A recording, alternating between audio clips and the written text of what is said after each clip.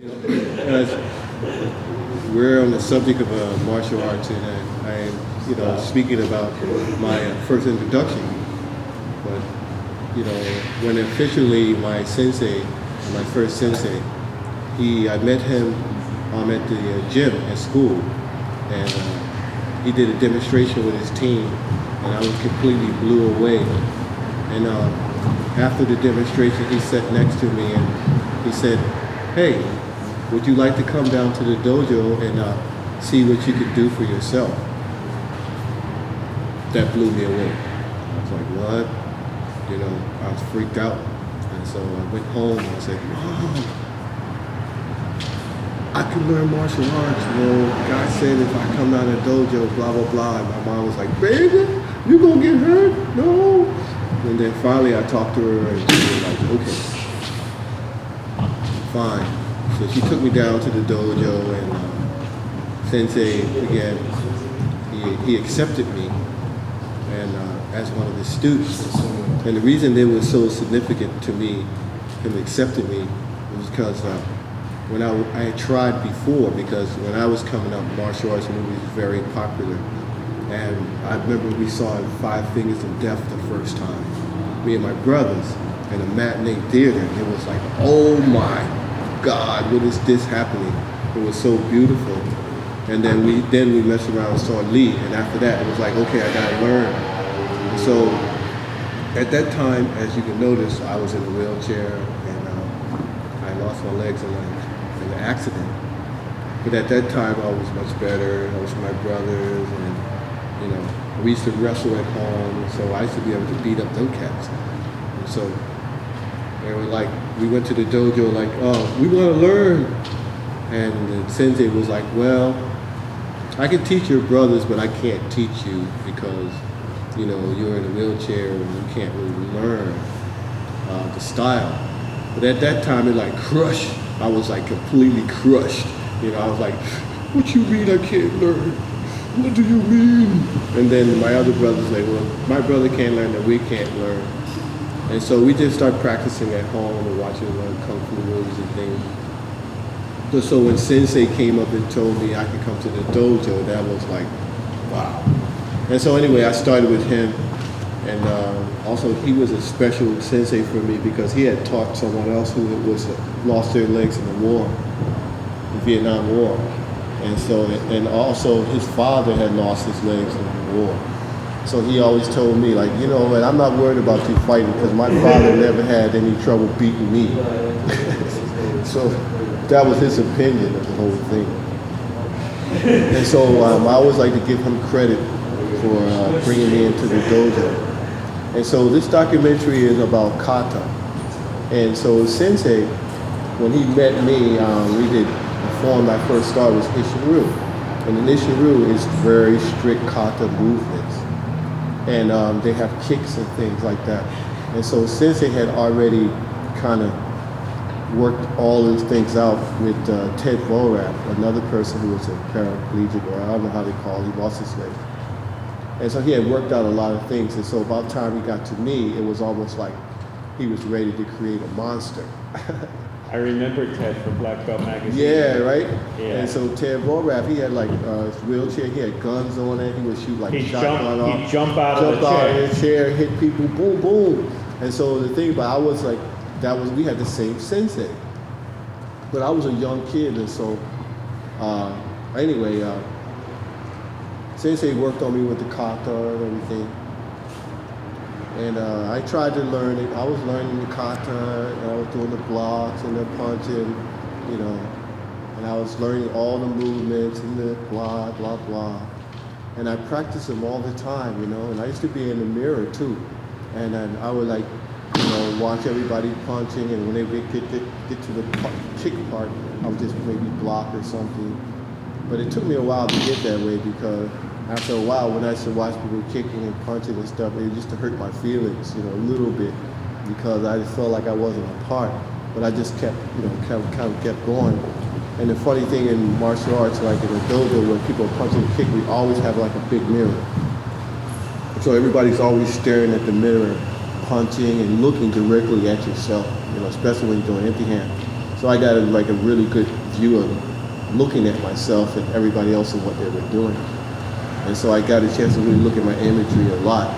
And so sometimes when I was doing it, it would like mess with my head.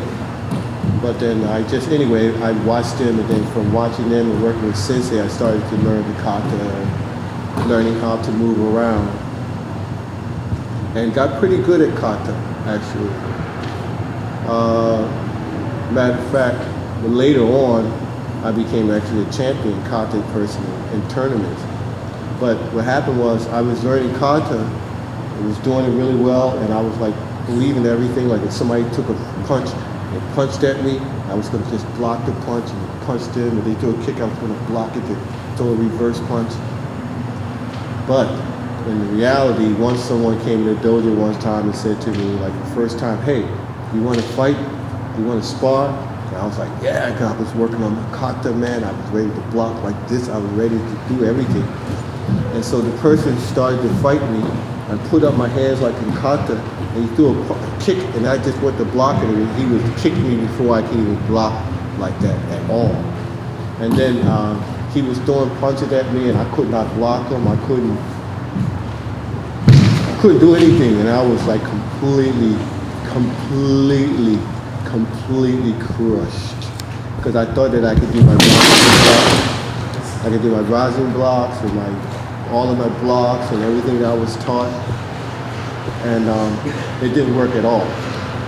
And then I figured that I need to go back to the dojo and practice blocking and some more so I could be fast enough to block, but it didn't work until I met one person, and he was a Kung Fu stylist, and he was really good fighter.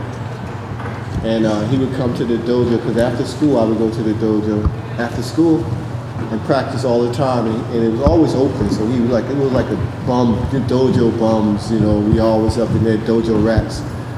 So he would come through, everybody would come through, but he came through one day, he's watching me, he looked at me and was like, what are you doing? I'm practicing Kata, man. And he was like, well, you don't move like that. When I see you moving around here on the floor, you don't be moving like that. You don't be like this, and you don't be moving like a robot. You be, you moving around. Why are you doing that? I said, because it's your movement, man. You know what I'm saying? And he was like, nope, that's not what you should do, man. You should move around. And so what he did, he should have me just run up and down the dojo floor, like back and forth as fast as I could. And then he taught me this one, I guess it would be a kata, but it's called a movement. He called it the golden chain, right? And the golden chain was like attacking somebody from the top and then taking them down from the bottom, right? So that when I would fight, I'm always taking and sweeping and making a circle the whole time, right? And just he gave me that concept of grabbing and taking them down, and plus moving. And then it made sense to me, because when it was like freestyle wrestling, when it was at home, I wasn't restricted. And so, long story short, same cat, he started to fight me again, right? And I had been training with this Kung Fu master for a while, who was one of the better Kung Fu fighters that I personally saw. And then when I was coming up, I was a karate fighter, and there wasn't that many Kung Fu fighters who could like fight. That's just my opinion. And but him, he could fight. I'm talking about he can do all the fancy Kung Fu stuff in the middle of a match. Like in the movies, he could do it like real time. And anyway, I worked with him for a while, and then watched him fought with him. And then the guy came to the dojo. He's like, "Oh, you want to fight again?" I think he thought it was going to be like a brush over. He started, and I put my hands down. He started moving. I would just move out of the way, hit him, pop. Do it again, pop. Then he got mad. Then he tried harder. I hit him again, bam. And he tried harder. I still beat him. And he was so upset. He just left the dojo, and he didn't come back. But I learned something, from Kata. Kata is good to practice form in your basic form. But through your kata, you have to also understand freedom. And freedom of movement, freedom to interpret like what is happening right in front of you is the most important kind of skill you should learn. Kata can be a platform to be able to react to whatever happens around you in a good form instead of wild, all out, but in. And it's also discipline. But to having the ability to kind of like interpret the situation, like Bruce Lee said, the right technique for the right moment. And like if you do katas too much, you can miss the moment because you're waiting for the moment of the kata to happen. But that is not the moment that is happening. That is something new and creative that's happening, and you have to be a part of that. And so that's what I've learned about kata is to be free. And but also in kata itself, or free movement and set movements itself, is also a form of meditation itself. So once you learn certain movements, like even in the Chinese art form, they're moving in a kata form, but the kata form is more to create circulation in your body, right? So no matter how you're moving and you're using kata form, you're also learning to fight, I guess, but actually you're fighting yourself internally to make sure that you're able to move. A lot of people cannot move their hands way up in the air. People cannot move smoothly and freely, right? And so the most problem with most people, and even spiritually, is to have the ability to move in a fluid way. Most people sitting down and they just, they live in kind of restricted life where you're doing certain motions all the time, And so with kata, you are changing motion now from your regular getting in the car driving, kata, word kata, moving, kata, sweeping the floor, doing dish, whatever, washing dishes, kata. But another kata you do is when you can flow, almost like dancing, when you're able to let yourself free. And you're able to move in a free motion, all the way through. Everything is free. Neck, everything you do. And this here then has the ability to open up you in a higher awareness, right? The higher awareness of your whole body, mind, body, all together. So kata, or even any form of kata at its highest level, isn't restricted. If you think only of it as fighting, it's fine. But if you think it of one of my sensei, he called it, he said it in Japanese, but movement meditation, right? Your movement, your day-to-day movement is a part of your meditational state. So when you're moving with kata, they say you're looking for tranquility in your kata, but what you're doing, you're looking for, I'm not thinking of anything else. I'm completely free. And so I'm able to look at the sky, think, but also I'm moving my body, all these, even the pressure points that's going all over to my shoulder, these hurting parts, and biting, but I'm still freeing it up. And then promoting what you call circulation throughout my whole body. And so most of the time, most people who cannot move is because they don't have a lack of circulation. So that's what arthritis and all those they all come from lack of circulation. And the lack of circulation is coming from day-to-day life. You know what I mean? You just don't move the way you're supposed to. You're supposed to be running the field, jumping up trees, chasing down wildebeests. But you're not. You're sitting down, you're watching TV. And so your body is like it's free flowing like a willow tree, or it can become hard like a rock. You know what I mean? And when something's hard like a rock, it breaks. It doesn't give, right? So kata, for me, is at highest level, is a way to open up your awareness of mind, body, working together in a good form, in a good pattern. the pattern itself is not important. What you do or how you do it doesn't matter. It's just the way of doing it and breathing and thinking and being free. And it's smart to be able to move and just go, hi everybody. This could be your kata. You know what I'm saying? But then you're free. Then you can move your arms freely in your body. If you can do these kind of things, then you're okay. You don't have to be punched, do all those kind of things to find freedom. It can be like Chinese kung fu, sweeping the floor. Or what Martin Luther King said, he said, when you want the heavens to look up at you and say, there is the best broom sweeper in the world. You just sweep it in the God, say, look at him, he's sweeping the floor. Yeah, I'm good at this. You know, that's kung fu, right? Washing dishes. So what I mean is like, so it doesn't have to be, you know, we're speaking about the dance. And that is the dance, you know, in martial arts. That is our dance, but it's a dance of freedom. It's not a dance of restriction. So when you do kata, you're too restricted, you're gonna lose freedom. Because you always have to, I believe, be like loving to your, we call it the love waza.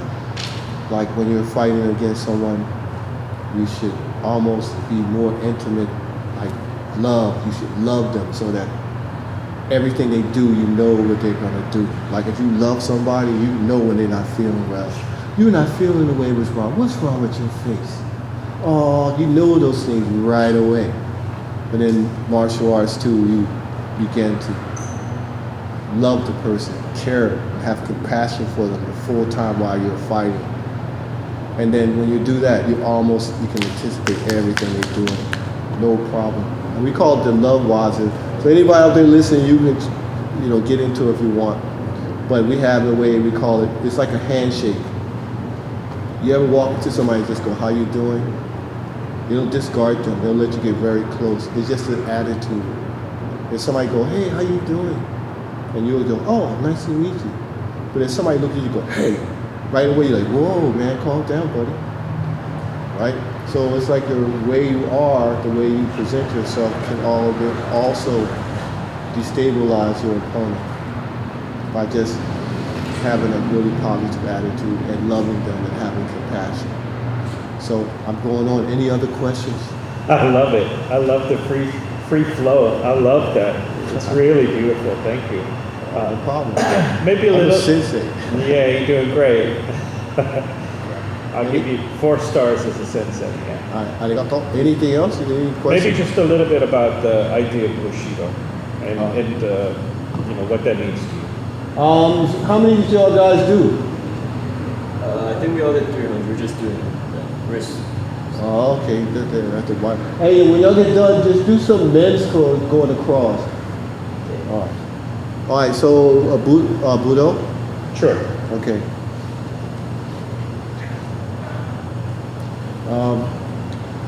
The form of martial arts that I do right now is Kendo. Kendo is Japanese swordsmanship. It was developed a way to maintain the history of swordsmanship in Japan. It's for me, it's very much a way to cultivate your life. You know, in Kendo, some of my sensei was 96 when he passed. I had senseis in their 80s, and they were still like really, really good, and they could take us. And we were champions, and we fought in world championships and everything. They were just able to wipe us out. I could never figure it out until I started getting older. But they were able to move and start and participate in martial arts for a long period of time into late age. And I realized when I was doing empty hand fighting, when I got my first 4th degree black belt, I realized like in swordsmanship, I would still be able to participate in the art form. But if I stayed into fighting, I wouldn't be able to participate long term. I mean, I like kicking, punching, and all that stuff is cool. But in Kendo, you can just keep going layers. Well, once I became a fourth degree black belt, I studied like different styles of martial arts, empty hand fighting, kung fu, everything. You know, so everything. Cho Christian Kai, again Uechi-ryu, Pylon Kung Fu, Aikido, various other styles with all my friends, and been involved in movies and blah blah blah. But anyway, for me, martial arts has always been sort of a religious expression of myself. I've always been kind of religious. So once I got into Kendo, there's a lot of history that's involved in Kendo. And so once you get in Kendo, the way I was introduced to Kendo, it was more like as a knight. And I was brought in as a knight. And so, I was brought in as a knight, and there was a ritual, and I was given the name Samono. And my sensei, my first sensei, was Sensei Ken. He was Korean, but he taught us Kendo. And we were great champions. Like I said, we was fourth degree black belts. But anyway, he beat us all up pretty much. And but meanwhile, he taught us about how to be a knight, to be serving your community. He taught us classical training. He began to speak, teach us the Japanese language, calligraphy, all these kind of classical ideals of Eastern philosophy. And meanwhile, he began to start telling us about Budo and what Budo or Bushido and what Bushido means. Or now you can get into the classical sense of Bushido, the bow and the samurai sword, and what is a samurai? But a samurai literally is a servant. And Sensei would say that we were also servants of our community. Bushido, anytime you have a do in front of something, and we call it michi, or it's a way, it's just an ideal, it's a path. When you say Bushido, it's the way of the samurai, or this way of the bushi, the way of the military martial artists. And each of the dos have a sort of a Buddhist connotation of reaching enlightenment through your task that you're doing. So as a swordsman, there is a path towards awareness and higher self through your Kendo play.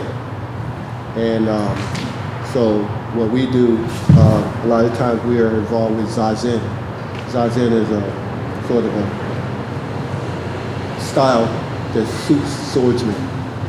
And we study that sort of thing of clarity, and through our swordsmanship and our play, we try to reach a higher awareness of our place on the planet and our awareness of our responsibility to our community through trying to be our best, to studying our art form as best as we can, try to preserve the art by passing it down to other people like our students and things like that. So Bushido, I think I should speak to it in a free way, because there's many people opinion on Bushido, Budo, but for me as a person who lives this way, it's about the do, it's about the path, and staying on the path. And Sensei would call it the mind sword, using your mind as your weapon and keeping it sharp and cutting away things that are of no use. So while you're training Kendo, you're also training